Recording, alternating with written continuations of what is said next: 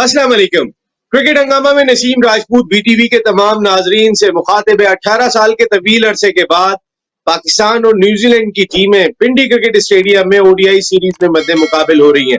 18 साल हो गए न्यूजीलैंड क्रिकेट टीम ने पाकिस्तान का दौरा नहीं किया, और अब जब वो दौरे पर आए हैं तो पहले ओडीआई सीरीज खेली जाएगी, उसके बाद वेरी इंपॉर्टेंट 5 T20 मैचेस खेले जाएंगे।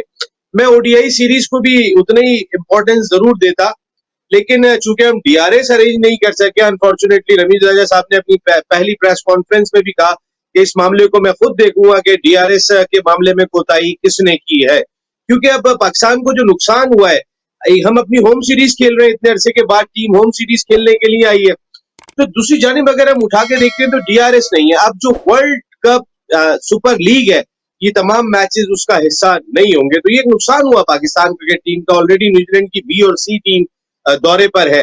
पाकिस्तान ने 12 रुकनी टीम का ऐलान कर दिया, जिसमें 3 स्पिनर्स शामिल है। तो इसका मकसद है कि पाकिस्तान टीम स्पिन अटैक के साथ मैदान में उतरने का सोच रही है, लेकिन 3 फास्ट बॉलर्स भी टीम में मौजूद हैं। हमारे एक्सपर्ट पाकिस्तान के फॉर्मर टेस्ट क्रिकेटर, अपने वक्त के जबरदस्त middle order batsman, cricket analyst, commentator, Pakistan cricket board, Pakistan cricket team के लिए गिरा कदर खिदमत अंजाम देने वाले हारून रशीद साहब हमारे साथ शो का हिस्सा है। अस्सलाम वालेकुम हारून भाई। वालेकुम अस्सलाम, अस्सलाम वालेकुम नाज़रीन। हारून भाई, ये जो कल पहला मैच खेले जा रहे हैं, सबसे पहले तो अनफॉर्चुनेट इसे कह सकते हैं, मिसमैनेजमेंट आप कह सकते हैं कि डीआरएस का बंदोबस्त नहीं हो सका, तो वर्ल्ड सुपर लीग के सिलसिले में हमें पॉइंट्स मिल सकते थे इस कमजोर न्यूजीलैंड टीम के खिलाफ, हमने ये मौका गंवा दिया।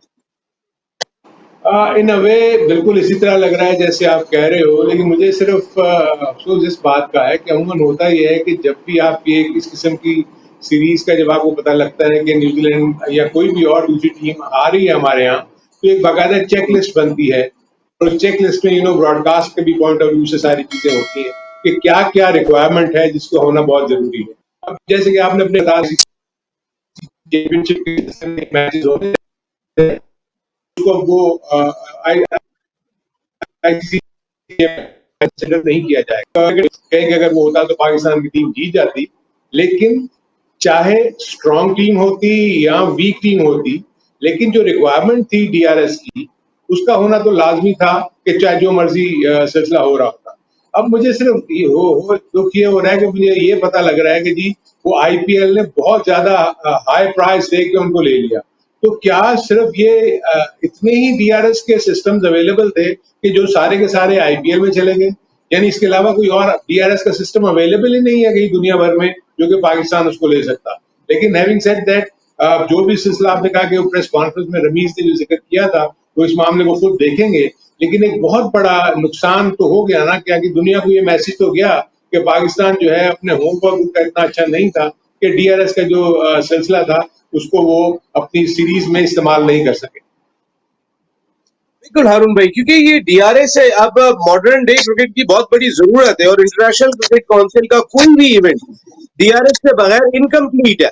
तो अगर ये तमाम चीजें थी, अगर बांग्लादेश अरेंज कर सकता है डीआरएस, हमें ये भी इतलात आई थी हारून भाई के इंटरनेशनल क्रिकेट काउंसिल के अपने ऑपरेटर्स जो है वो डीआरएस को ऑपरेट करते, तो क्या पाकिस्तान क्रिकेट बोर्ड हो रहा था, क्या पाकिस्तान क्रिकेट बोर्ड इवन के बराबर में बांग्लादेश में थे, न्यूजीलैंड की टीम भी वहां पर मौजूद थी, डीआरएस भी वहां पर मौजूद था, तो हम ये मिसमैनेजमेंट तो बड़ी, या तो ऐसा लग रहा है कि तमाम क्रिकेट बोर्ड के ऑफिशियल खौफ में मुब्तला थे कि एहसान मानी साहब जाएंगे, रमीज राजा साहब आएंगे तो क्या होगा क्या होगा क्या होगा, उसमें शायद भूल गए। लेकिन नहीं, ऐसा देखिए होना नहीं चाहिए किसी भी प्रोफेशनल ऑर्गेनाइजेशन में। अगर टॉप का कोई भी बंदा चेंज हो रहा है, लेकिन सिस्टम तो नीचे चल रहा होता है ना।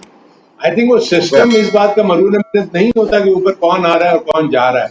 इसका मतलब तो ये हुआ कि जो रिस्पेक्टिव डिपार्टमेंट्स हैं वो इतने प्रोफेशनल नहीं है कि अपने उस काम को उस तरीके से कर सके जो कि आजकल की मॉडर्न डे रिक्वायरमेंट है। क्योंकि चेयरमैन ने तो आगे ये नहीं कहना था कि जी डीआरएस सिस्टम आपके पास है या नहीं।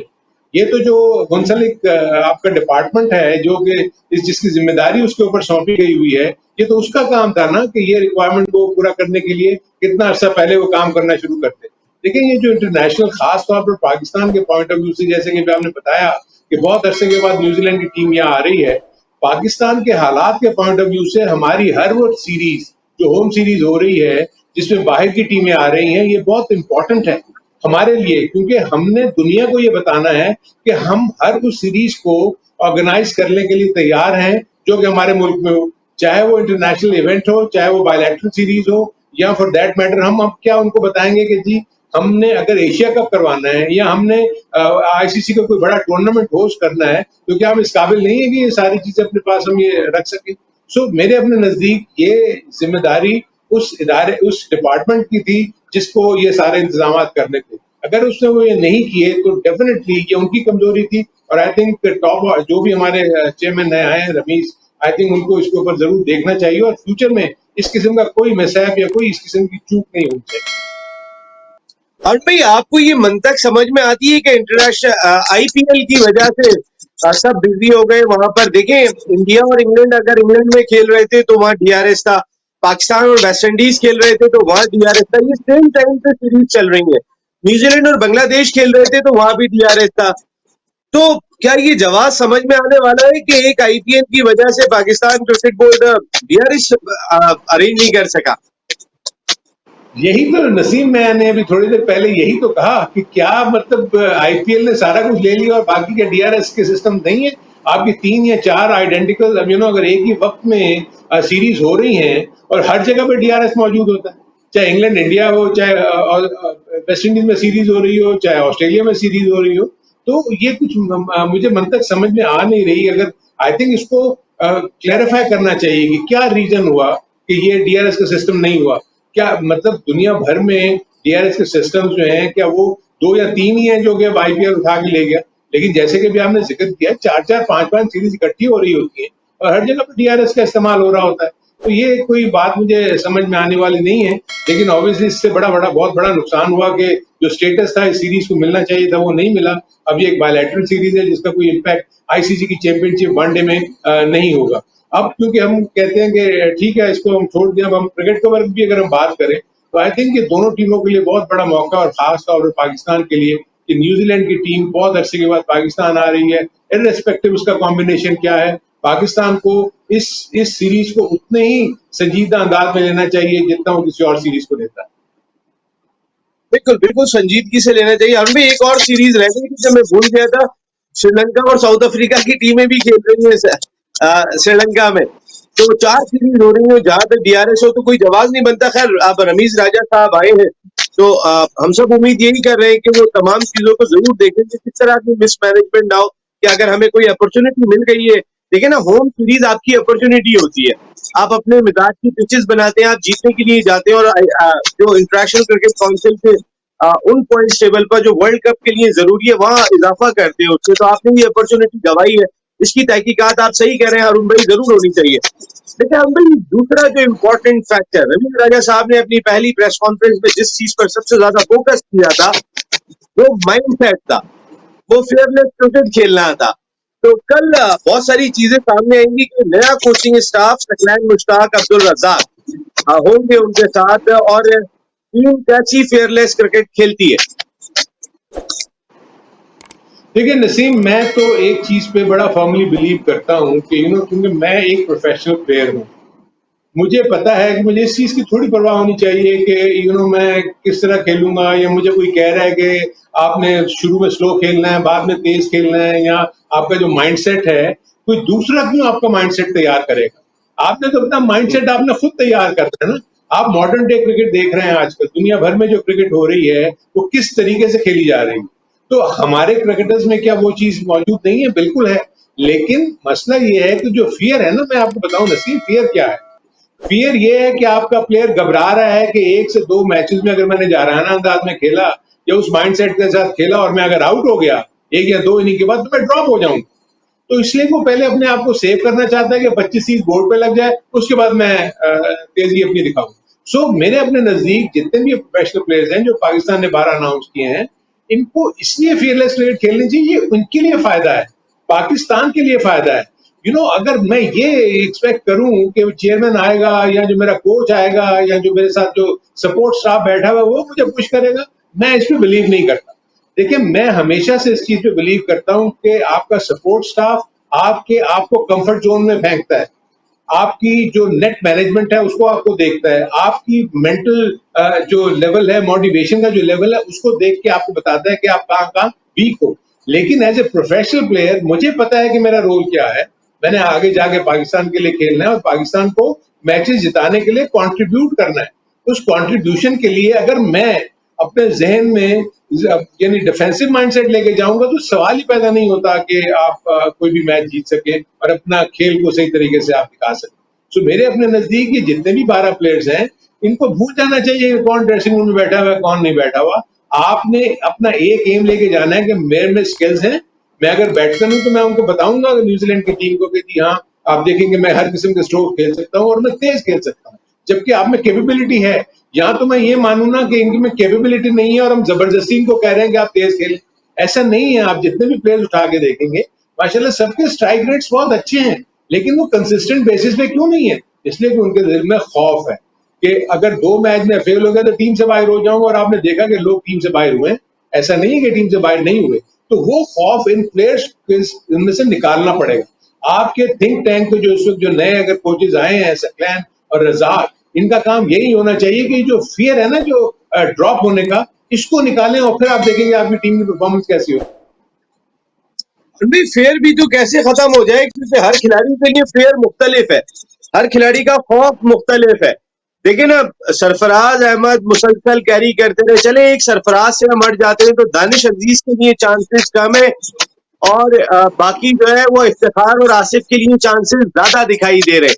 देयर इज, अगर आप मैं हसनैन की बात कर लेता हूँ अरुण भाई, मैं उस वक्त इकॉनमी रेट देख रहा था तमाम फास्ट बॉलर्स का जो हमारा था, हसनैन का सबसे बेहतर था, 7.58 कुछ था, बाकी सबका 8 से ऊपर था, लेकिन हसनैन को सबसे कम मैचेस मिलते हैं। तो ये फेयर, जब तक आपकी सिलेक्शन का क्राइटेरिया फेयर नहीं होगा तो ये जो अंदर का फेयर है वो कैसे खत्म करेंगे? देखिए यही तो नसीम, अब आपने वही जो मेरा पॉइंट रेज किया था, एक्चुअली चाहे वो सिलेक्शन कमेटी हो, सिलेक्शन कमेटी भी सपोर्ट स्टाफ में ही आती है, क्योंकि सिलेक्शन कमेटीज ने प्लेयर्स को ये कॉन्फिडेंस देना होता है कि आपको घबराना नहीं है, आपको मैं कंसिस्टेंट मौके दूंगा, चांसेस दूंगा, मुझे कुछ नहीं। मैं अगर आपको कहता हूं कि आप 5 से 6 इनिंग्स या 7 इनिंग्स जाएं और खेले अपना, मुझे दिखाएं कि आप कैसे खेलते हैं। लेकिन उसमें जैसे भी आपने जिक्र किया कि ये नहीं होना चाहिए कि प्लेयर ए के लिए तो कुछ और क्राइटेरिया है, प्लेयर बी के लिए तो कुछ और क्राइटेरिया और प्लेयर सी के लिए कुछ और क्राइटेरिया। आपको सबको एक साथ लेके चलना पड़ेगा। आपने दानिश अजीज का जिक्र किया, क्या हम समझ सकते हैं कि इफ्तिखार अहमद को जितने चांसेस मिले हैं दानिश अजीज को उतने चांसेस मिले, उतने मौके मिले नहीं? इसी तरह मैं और बहुत सारे क्रिकेटर्स का बता सकता हूँ, प्लेयर्स का बता सकता हूँ कि जितने चांसेस आसिफ अली को मिले हैं उतने चांसेस उनको नहीं मिले। मे भी अगर आप उनको उतने चांसेस देते तो अपने आप को मनवा लेते, लेकिन क्योंकि उनके जहर वो जब अंदर जाते हैं तो इस फियर में जाते हैं कि हम अगर आज वो ये समझ के जाते हैं कि ये हमारी आज आखिरी इनिंग है, अगर हम अच्छा करेंगे तो हम अगला मैच में मिलेगा, अगर हम अगला ये अच्छा नहीं करेंगे तो हम ड्रॉप हो जाएंगे। वेयर एज इफ्तिखार के मामले में और आसिफ के मामले में ये रूल अप्लाई नहीं होता, कोई रेस्पेक्टिव फेल हो या ना हो, जाके सारे वो मैचेस खेल रहे होते हैं। तो यहाँ थोड़ा सा मैं समझता हूँ कि सिलेक्शन कमेटी को अपने रोल को समझना चाहिए कि उनको हर प्लेयर को एक ही इकाई में जो है उसको देखना चाहिए और परखना चाहिए। लाउन भाई एक छोटा सा ब्रेक ले लेते हैं, ब्रेक के बाद आते हैं तो फिर बात ये करेंगे कि फेयरलेस क्रिकेट लड़का खेल रहा है तो इसको जज कैसे करेंगे, उसका क्राइटेरिया कैसा होगा। अगर वो फेयरलेस क्रिकेट खेलते हुए आउट हो जाता है तो कौन है वो जज करने वाला? लाजमी तौर पे हारून भाई की जितनी कैपेसिटी है हारून भाई देख के बता देंगे कौन खिलाड़ी अपने लिए खेल रहा था, कौन टीम के लिए खेल रहा था, और ये कैपेसिटी लाजमी तौर पे रमीज राजा साहब की भी है, इसमें कोई दो राय नहीं है। ब्रेक के बाद बात करते हैं, क्या रमीज राजा साहब जज कर लेंगे?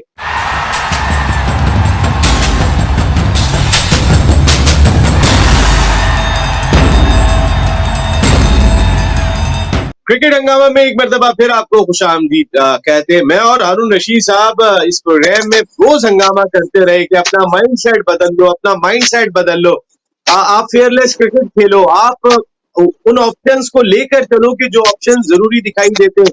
आपके टॉप ऑर्डर पहले 6 ओवर को यूटिलाइज करने वाले कौन होंगे, आप किसके साथ अटैक ज्यादा बेहतर कर सकते हैं। हम ये बात बहुत करते रहे फेयरलेस क्रिकेट की, माइंड सेट चेंज करने की, और यही बात रमीज राजा साहब ने आते ही गई। तो अरुण भाई जो हम हंगामा कर रहे थे वो गलत नहीं कर रहे थे, लेकिन मेरा सवाल यहाँ पर यह है, एक खिलाड़ी टीम के लिए खेलते हुए फेयरलेस क्रिकेट खेलते हुए 2 मरतबा इनिंग में नाकाम हो गया, तो उसको जज करने वाले तो आप भी बैठे हुए हैं, रमीज राजा साहब भी बैठे हुए हैं, कि एटलीस्ट ये तो जज कर जाएंगे कि अपने लिए खेल रहा था या टीम के लिए खेल रहा था, और उसके लिए कुछ पॉइंट्स होने चाहिए जो टीम के लिए खेलता हुआ आउट हुआ। नसीम, इस पे थोड़ा सा मैं आपको एक्सप्लेन कर दूं कि हम ये बहुत ज्यादा बात करते हैं fearless क्रिकेट। देखिए, fearless क्रिकेट है क्या? fearless क्रिकेट ये है कि आपकी पिच को देखते हुए, ऑपोजिशन को देखते हुए एक स्ट्रेटेजी बनती है, और वो स्ट्रेटेजी बनने के बाद आपने अगर फॉर इंस्टेंस ये तय किया कि इस पिच के ऊपर हम ये फील करते हैं कि हमने 270, 280 या मे बी 300 प्लस रन करने हैं अगर हम पहले बैटिंग करते हैं। अगर हम पहले बॉलिंग कर रहे हैं तो इस पिच को देखते हुए हमने ऑपोजिशन को कितने उसके ऊपर महदूद करना है, हमने 270 पे महदूद करना है या हमने 250 पे करना है। ये वो चीजें देखने के बाद आप रोल्स डिफाइन करते हैं अपने प्लेयर्स के, और उसको बाद कहते हैं कि इसको आपने अचीव करना है, और अगर आपने इसको अचीव नहीं किया तो ये आपकी टीम के लिए बुरा होगा। अब जब वो प्लेयर्स इस माइंडसेट को लेके जाते हैं तो फिर हमने ये देखना होता है कि आया जो प्लान बना था उसके मुताबिक उन्होंने कोशिश की या नहीं की। जहां पर हम fearless क्रिकेट की बात करते हुए साथ ये भी कहें कि इसका मतलब ये थोड़ी होता है कि आपने जाते ही 6 बॉलों में 6 चौके लगाने हैं या आपने 6 बॉलों में 6 छक्के लगाने हैं। उसमें उसमें शॉर्ट सिलेक्शन का आंसर भी सामने आता है। आपने कन्वर्ट करना होता है गुड डिलीवरीज को स्ट्रोक मेकिंग दिखा के कि आप उसमें भी रन्स बना सकते हैं, क्योंकि पिचेस इतनी अच्छी बनी हुई होती हैं। मैं बांग्लादेश की पिचेस की बात नहीं कर रहा, मैं नॉर्मली जो वनडे या T20 की पिचेस बनी हुई होती है ना, उसमें बॉलर्स को बहुत कम चांस होता है। इसलिए वहां पर अगर ये बैट्समैन जो ऐसे हैं कि अगर फॉर इंस्टेंस प्लान ये बना हुआ है कि आपने 6+ के हिसाब से रन करने हैं, तो अब मैं 6+ के हिसाब से जब देखता हूं तो मुझे 6 बॉलें मिलती हैं। 6 बॉलों में मुझे एक चौका मारना है या 2 चौके मारने हैं, तो मुझे 2 बॉलों को तलाश करना है ना। उस मुझे 6 बॉलों को तो तलाश नहीं करना। अगर मुझे तीसरी या चौथी बॉल भी ऐसी मिल जाती है जिसमें चौका या छक्का लग जाए तो आपके लिए बोनस है। So this is what the cricket is all about, जो कि आप कह रहे हैं कि थिंक टैंक या जो fearless क्रिकेट है वो ये है। fearless क्रिकेट ये है कि अपने उस हदफ को आपने बगैर घबराए हुए पूरा करना है और थोड़ी अकल को इस्तेमाल करके। ये जाके नहीं कि आपने अंधाधुंध जाके हिटे मारनी शुरू कर दी, आपने fearless क्रिकेट खेली। नो, जिसमें एक प्लान होता है उसको उसके ऊपर अमल करने की जरूरत है। यहाँ पर जब आपने बात की कि उसको जज कौन करेगा, यस, जो बाहर बैठे हुए कोचेज वो देख रहे हैं कि उसको ऐसी बॉल मिली थी हाफ वॉली जिसको ये हिट मार सकता था, उसको मारने के वजह उसे रोक दिया, या शॉर्ट बॉल मिली थी उसको पुल कर सकता था, उसने पुल नहीं किया। सो यहाँ पर आगे ये सारी चीजें जो है आप देखते हैं कि ये अपने लिए खेल रहा था, क्योंकि उसको ये चांस था कि अभी मैं नया नया आया हूँ, मुझे शॉर्ट बॉल मिली है, ऐसा ना हो कि मैं पुल करूँ तो टॉप एज हो जाए, या मुझे वॉली मिली है मैं उसको मारूं मिस कर जाऊं तो कॉर्ट में आउट हो जाऊं। सो ये वो चीजें जो आपने अभी जिक्र किया, इस तरीके की क्रिकेट जिसको हम कहते हैं fearless क्रिकेट, वो ये है। बिल्कुल, fearless क्रिकेट को आपने बहुत अच्छी तरीके से ब्रीफ कर दिया, और समझने वाले मौजूद हैं ये जरूर देख लें, क्योंकि बहुत सारे लोग ये बात कर रहे थे कि बाबर आजम खुद जरा यानी कि अपने अपने लिए खेल रहे होते हैं। ये एक आम तासुर लोगों में पाया जाता है। बाबर ग्रेट बैट्समैन, इसमें कोई शुबा नहीं है, लेकिन खासकर T20 की वजह से वो लोग ये बात कहते हो कि बाबर टॉप ऑर्डर से हट ही नहीं रहे थे, तो भाई आप टॉप ऑर्डर से थोड़ा नीचे आ जाओ। वो मेरे ख्याल है लोगों के जो इबाम है, और आप और मैं भी यही बात कर रहे थे, वो इसी तरीके से दूर हो सकते हैं। हारून भाई टीम सिलेक्शन पे थोड़ी सी बात कर लेते हैं। मैं जो ये 12 रुकनी टीम देख रहा हूँ, इसमें मुझे मुस्तनद बैट्समैन अगर मैं रिजवान को भी शामिल करता हूँ तो मुझे 5 दिखाई दे रहे हैं। डू यू थिंक ये 5 बैट्समैन इनफ है आपके लिए? जो आपकी इनिंग बन रही है उस लिहाज से अगर आप देखते हैं तो ये 5 बैट्समैन काफी देखिए है? जो हाँ, नसीम, जो मुझे 12 रुकनी टीम देखी है ना मैंने इसमें, क्योंकि जो स्पिनर्स का बहुत ज्यादा मैं देख रहा हूँ, उसमें 3 लेग स्पिनर है, तो मुझे तो ये फील हो रहा है कि ये पिच जो है ना ये स्पिनिंग पिच होगी। यानी मुझे लगता है कि बांग्लादेश की सीरीज से शायद हमारे थिंक टैंक ने ये आइडिया लिया है कि न्यूजीलैंड की जो टीम है वो स्पिन अटैक पे है। तो जब आपका स्पिनर्स के ऊपर इंहिसार ज्यादा, और क्योंकि आपको पता है कि न्यूजीलैंड के पास कोई बहुत ज्यादा ऐसे स्पिनर्स नहीं है जो कि पाकिस्तान की टीम को रन थ्रू कर सके, तो इस सिचुएशन को देखते हुए आप जरूरी नहीं होता कि आप 6 बैट्समैन या 7 बैट्समैन टीम में रखें, क्योंकि आपको पता है कि ये लो स्कोरिंग मैचेस होंगे। अगर जो अच्छे बैट्समैन हैं तो अगर आप 5 बैट्समैन भी आप रखते हैं तो वही उतना कंट्रीब्यूट कर देंगे कि वो enough runs on the board दे देंगे, जो आपके जो स्पिनर्स हैं या जो आपकी बॉलिंग अटैक है वो उसके ऊपर डिफेंड कर दे। तो मेरे ज़हन में तो ये तासुर नजर आ रहा है कि जो इतने ज्यादा स्पिनर्स टीम में हैं, तो पिच मुझे लगता है कि ये लोग स्पिनिंग ट्रैक बनाने की कोशिश करेंगे। अब तो ये जब मैच शुरू होगा तो हमें पता लगेगा कि पिच किस तरीके से बिहेव कर रही है, क्योंकि देखिए इसमें से एक प्लेयर ने बाहर बैठना है 12 में से।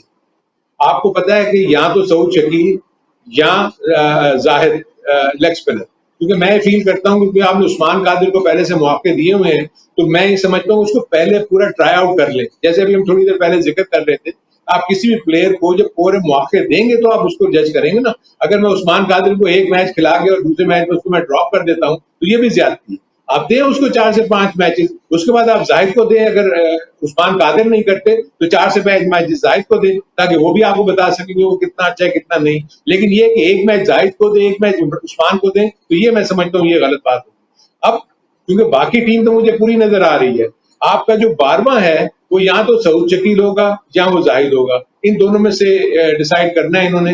जो पिच को देखते हुए मुझे लग रहा है कि स्पिन पे अटैक करने की कोशिश करेंगे। अगर जाहिद को ये मौका देते हैं तो फिर तो पूरे का पूरा स्पिन अटैक ही न्यूजीलैंड को बॉलिंग करता हुआ नजर आएगा। शादाब खान है उसमें, उसमें आपके पास जाहिद है, उसमें आपके पास उस्मान कादिर। अगर आप सऊद शकील को डालते हैं तो सऊद शकील आपको नंबर 6 के ऊपर एक बैटिंग का थोड़ा सा एडवांटेज देता है, फिर वो लेफ्ट आर्म स्पिन बॉलिंग भी कर सकता है। अगर है तो आप सऊद शकील को भी डाल सकते हैं कि वो आपको डबल एज देगा, फील्डर भी बहुत अच्छा है।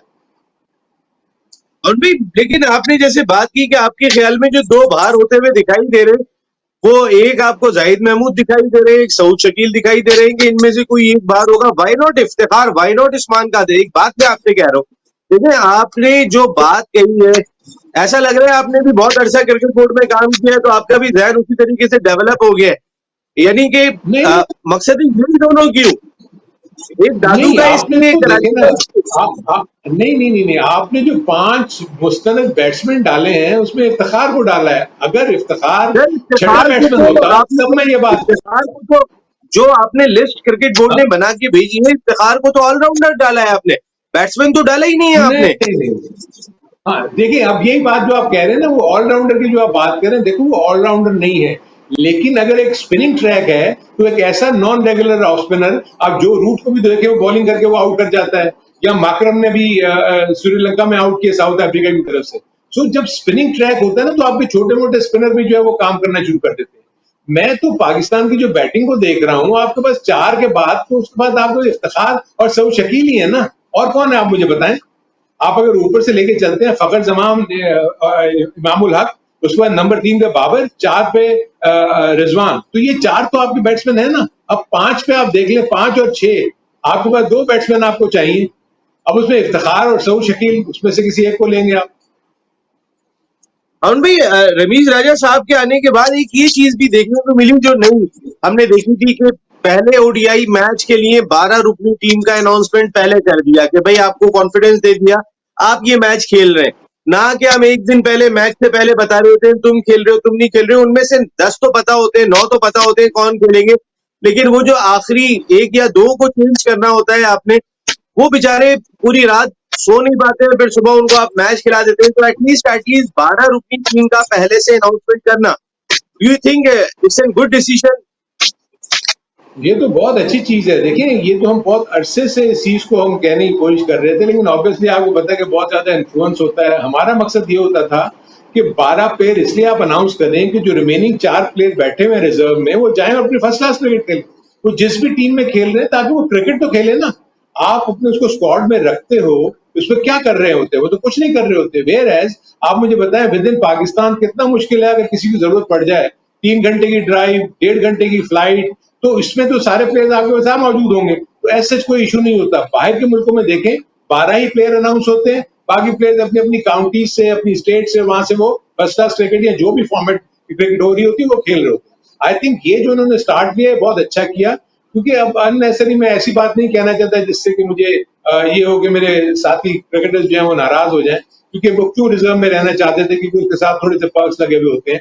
लेकिन एनीवे, ये अच्छा है, अच्छा कदम है, लेकिन इसको ये कंटिन्यू करें। ऐसा ना हो कि आज तो 12 कर दिया, कल को फिर ये 16 अनाउंस करना शुरू कर दें। अरुण भाई, अगर जैसे हम ऑप्शन देखते हैं, हमारे पास 3 लेग ब्रेक स्पिनर दिखाई दे रहे हैं इस टीम के अंदर। जाहिद महमूद भी है, उस्मान कादिर भी है, शादाब भी है। जबकि अगर आपके पास सऊद शकील और साथ में इफ्तिखार प्लेइंग 11 का हिस्सा होते, तो आपको एक लेफ्ट आर्म स्पिनर भी मिल रहा है, एक ऑफ स्पिनर भी मिल रहा है। तो क्या इनमें से कोई एक है, जैसे जाहिद महमूद बेचारा दादू का जिसके गले पे छुरी फिरती हुई मुझे नजर आ रही है, तो अगर जाहिद को बाहर करते हैं बाकी 11 खेलते हैं तो ये ज्यादा बेहतर टीम होगी। मेरे नजदीक तो ज्यादा बेहतर यही टीम होगी, क्योंकि मैं जो फील कर रहा हूँ, मैं इस तरह फील कर रहा हूँ कि उस्मान कादिर उनको एक लंबा रन देना चाहिए। उसको 2 से 3 इनिंग 4 इनिंग्स दें ताकि पता लगे कि उसकी बॉलिंग कितनी किस काबिल है कि वो इंटरनेशनल लेवल के ऊपर वो आउट करता है या नहीं करता। उसके बाद बाकी के जो 3-4 मैचेस हैं जो अगर आगे की सीरीज आएंगी वो फिर आप जाहिद को दें ताकि आपको जाहिद के पोटेंशियल का पता लगे। देखिए ना, बगैर ट्राई किए हुए आप मुझे बताएं, ये दोनों खिलाड़ी जो हैं ये टीम के साथ ट्रेवल कर रहे हैं, ये खेल नहीं रहे, तो आप कैसे जज करेंगे इनकी सलाहियतों? सो मेरे नजदीक चाहे कल अगर आप फॉर इंस्टेंस मैं कहता हूँ कि डिसाइड करते हैं कि जाहिद को खिला लें और उस्मान कादिर को रेस्ट दे दें, मैं तो सऊद शकील को खिलाऊं, इसलिए कि मुझे उसमें पोटेंशियल नजर आता है। लेफ्ट आर्म स्पिनर भी है और वो लेफ्ट हैंड बैट्समैन है जो कि आगे बीच में आपको बहुत बड़ा बॉलिंग को डिस्टर्ब कर सकता है न्यूजीलैंड की। सो मेरे नजदीक एक लेग स्पिनर बाहर बैठता है, वो चाहे जाहिद हो या उस्मान हो। मैं उस्मान का इसलिए कह रहा हूँ कि उसको प्रेफरेंस देंगे, पहले आपने उसको मौका दिए हुए हैं, उसको खिलाया हुआ है, वो सही तरह जज नहीं हुआ। आप पहले उस्मान को पूरी तरह जज कर लें ताकि उसको 2-4 इनिंग्स दें, पता लगे कि जी ये कैसी बॉलिंग कर रहा है, कैसी नहीं कर रहा। अगर वो कामयाब हो जाता तो वेल एंड गुड, अगर वो नहीं होता तो फिर आपने जाहिद को देखना है कि उसकी लेग स्पिन जो है वो आपको कितना फायदा दे सकती है। तो मेरे अपने नजदीक मैं उसको इस तरीके से देख रहा हूँ। आप बाकी अगर लोग उससे अग्री करते हैं नहीं करते, वो उनका अपना पॉइंट ऑफ व्यू है। और भाई कीवी की तकरीबन यही सिमिलर टीम अभी बांग्लादेश से खेल कर आ रही है और वहां पर बड़ा इस चीज पे क्रिटिसाइज होता रहा कि स्पिनिंग ट्रैक बनाए गए, स्पिनिंग ट्रैक बनाए गए, बहुत ज्यादा उन्होंने स्पिन ट्रैक बना दिए थे। तो आप शायद पहले तो थोड़ा सा ये बताइएगा, पिंडी की स्टेडियम को स्पिन ट्रैक बनाया जा सकता है? एक तो मेरा आपसे सवाल ये है। दूसरा, ये जो वहां खेल कर आ रहे हैं उसके बाद कहीं ना कहीं उनका मोरल पाकिस्तान की तकरीबन सिमिलर कंडीशन में बुलंद होगा। देखिए, अगर आप न्यूजीलैंड की परफॉर्मेंस बांग्लादेश में देखें ना, तो उनको बहुत एडवर्स कंडीशन मिली थी, in that sense playing condition की बात कर रहा हूँ पिच के पॉइंट ऑफ व्यू से। यानी किसी भी मैच में फास्ट बॉलर ने नया बॉल नहीं किया, तो इससे आप अंदाजा लगा लेंगे पिच किस तरीके से बनी हुई होगी। उसके बावजूद न्यूजीलैंड का 1 या 2 मैचेस जीतना ये बात बताता है कि उनके उसमें पोटेंशियल है किसी भी टीम को तंग करने के लिए, चाहिए टीम में पूरे उनके प्लेयर्स मौजूद नहीं है। 2-3 मैचेस जीत लेना उस सीरीज में जहां पर स्पिनिंग ट्रैक बने हुए, जहां की न्यूजीलैंड में स्पिनिंग ट्रैक होते ही नहीं, तो ये चीज लेके वो पाकिस्तान में आए होंगे और उनके जिन में ये होगा कि पाकिस्तान में स्पिनिंग ट्रैक होगी। लेकिन जो पाकिस्तान की स्पिन बॉलर्स को देखता हूं ना, तो वो इतने ज्यादा आउटस्टैंडिंग आउट करने वाले बॉलर नहीं है। अगर आपने शादाब की रीसेंट फॉर्म देखी होगी, तो आई थिंक उन्होंने कोई रन थ्रू नहीं की कोई भी टीम। उस्मान कादिर वैसे ही, जाहिद को भी अभी तक मौका नहीं मिला हुआ। तो आप कैसे इन स्पिनर्स के ऊपर इंसाफ कर सकते हैं? दूसरी तरफ अगर आप स्पिनिंग ट्रैक की बात कर रहे हैं कि पिंडी की बन सकती है नहीं बन सकती, अर्ली स्टेजेस हैं ये, अभी तक आपका सीजन शुरू नहीं हुआ। अर्ली स्टेजेस में पिंडी की पिच को आप जिस तरीके से चाहे से मोल्ड कर सकते हैं। स्पिन ट्रैक बनाने के लिए करना क्या होता है कि आपको कम रोल करना पड़ता है, पानी ज्यादा देना पड़ता है और उसको ज्यादातर ऐसा रखना होता है कि टॉप को आपने थोड़ा सा हार्ड रखना होता है और बाकी जो अंडरनीथ उसके सरफेस होती है उसको आपने नरम रखना होता है, ताकि गेंद जो है जैसी रफ हो उस पर गेंद ग्रिप होना शुरू हो जाए। तो ये चीजें जो है ये ग्राउंड्समैन इसको इस्तेमाल करके आपको स्पिनिंग ट्रैक दे देंगे। जो एक चीज आप देखें कि बांग्लादेश ने सिर्फ 2 फास्ट बॉलर खिलाए थे, जिसमें से एक मीडियम फास्ट बॉलर, सारे स्पिनर्स खिलाए गए। दूसरी ऑप्शन ये भी हो सकती है, जो आपकी पीछे में बात सुन रहा था उसके ऊपर अगर मैं आऊं, तो आप एक फास्ट बॉलर को ड्रॉप करके आप सारे स्पिनर्स खिला दें। This could be a possibility. कि एक फास्ट बॉलर जो है वो हारिस रऊफ को आप रेस्ट करवा दें, हसन अली और शाहीन शाह, और उसके बाद सारे स्पिन अटैक से आप बॉलिंग कर लें। So this could be another option जो कि आप इस्तेमाल कर सकते हैं। हारिस रऊफ और हसनैन को तो जरा कंपेयर करें, इनमें से कौन बेहतर है? अब मैं फील कर रहा हूं कि देखिए हसनैन ही में इस्तेमाल कर रहे हैं 10 ओवर्स का। आई एम नॉट श्योर कि कितना ज्यादा हसनैन जो है वो अभी तैयार हुआ है या नहीं हुआ, लेकिन हारिस को उन्होंने दोनों फॉर्म ऑफ क्रिकेट खिलाई हुई है, तो और उसके ऊपर बहुत ज्यादा कॉन्फिडेंस भी है। इनफैक्ट वो बॉलिंग बुरी भी नहीं करता, और खासतौर पे जब वो पाकिस्तानी पिचेस की आप बात कर रहे हैं और स्ट्रोक ट्रैक अगर होगा जिसमें बाउंस नहीं होगा, तो ऐसे बॉलर जो बहुत तेज बॉलिंग करके और अंदर विकेटों के दरमियान रखने वाले बॉलर, जिनकी बॉल लो रहे उसमें एलबीडब्ल्यू के बोल्ड होने के chances with the reverse swing वो ज्यादा काबिल होते हैं। वेयर हसनैन को मैं देखता हूँ कि वो आगे बहुत तेज बॉलिंग करते हैं और उनकी लाइन और लेंथ में काफी ज्यादा वेरिएशन है, जिसकी वजह से मैं हारिस को प्रेफर करता हूँ इस पॉइंट ऑफ व्यू से कि जिस तरह Hasan Ali within the stumps attack करते हैं, हारिस भी within the stump attack करते हैं। और उसी तरह आपको पता है कि शहनशाह जो है वो तो आपको पता है कि एस बॉलर है, वो अच्छी बॉलिंग कर ही रहे हैं और फॉर्म में वापस आ रहे हैं। नवीद रजा साहब का आज मैं एक स्टेटमेंट देख रहा था जिसमें वो बात कर रहे थे कि डोमेस्टिक खिलाड़ियों को माशी फिक्रों से आजाद करना जरूरी है।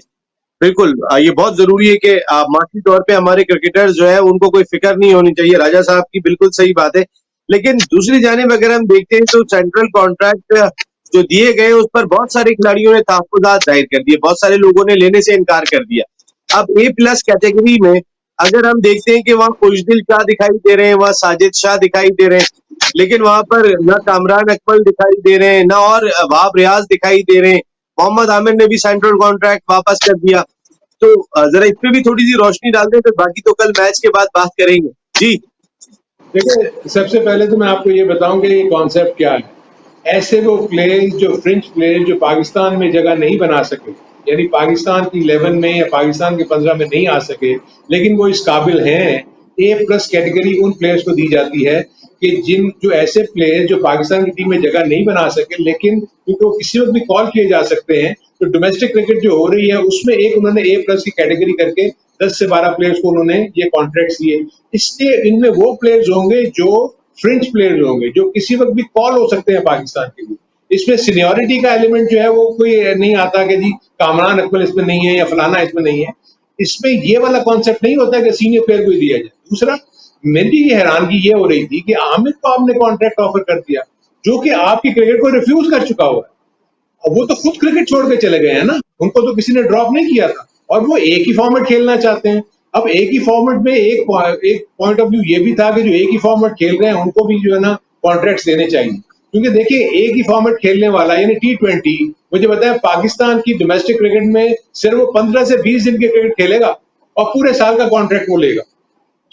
इसके ऊपर भी कोई ना कोई चीज होनी चाहिए कि क्या उनको अच्छे अमाउंट दिया जाए, और सिर्फ उनको T20 में जब वो खेलते हैं तो उनमें हैंडसम अमाउंट दे दिया जाए, उनको कॉन्ट्रैक्ट देने की जरूरत नहीं है।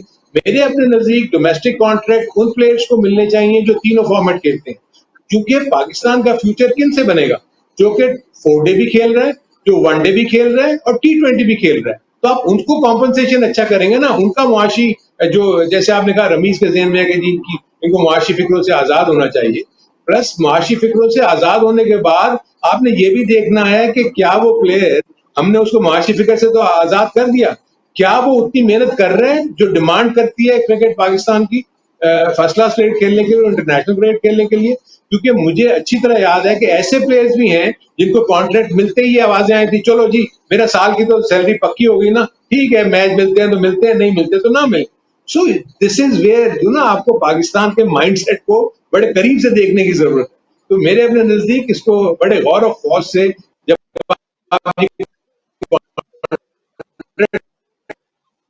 ऑफर करते हैं, कॉन्ट्रैक्ट को रिटेन करना है अपने अगले सालों। अरुण भाई, कल पाकिस्तान फेवरेट होगा वो पहले ओडीआई मैच में और ओडीआई सीरीज में? बिल्कुल बिल्कुल जी, पाकिस्तान के चांसेस ज्यादा हैं कि इस मैच में, क्योंकि होम कंडीशंस होती ही, होम कंडीशंस आपकी होम टीम को एडवांटेज देती है। बिल्कुल ठीक है, thank you very much Arun भाई, ये बहुत बहुत शुक्रिया आपका। क्रिकेट हंगामा में इतना ही। या नसीम राजपूत अपनी पूरी प्रोडक्शन टीम के साथ चाहता है इजाजत इस दुआ के साथ कि पाकिस्तान क्रिकेट टीम वो जो माइंडसेट चेंज करने की बात हो रही है उसको जल्द से जल्द चेंज करने में कामयाब होगी। हार और जीत होती रहती है, हम कितने तगड़े मैदान में उतरे, कितना लड़कर खेले, कितना हमने टफ टाइम दिया, वो बहुत ही इंपॉर्टेंट होता है। वहीं से नेशंस की पहचान होती है। डर के बुजदिलों की तरह क्रिकेट खेलना ये हमारा शेवा नहीं था जो पिछले 2-4 सालों में हमारी क्रिकेट इस तरह की हो गई है। पहले ओडीआई के बाद आपसे फिर मुलाकात होगी। टिल देन, अल्लाह ने के बाद।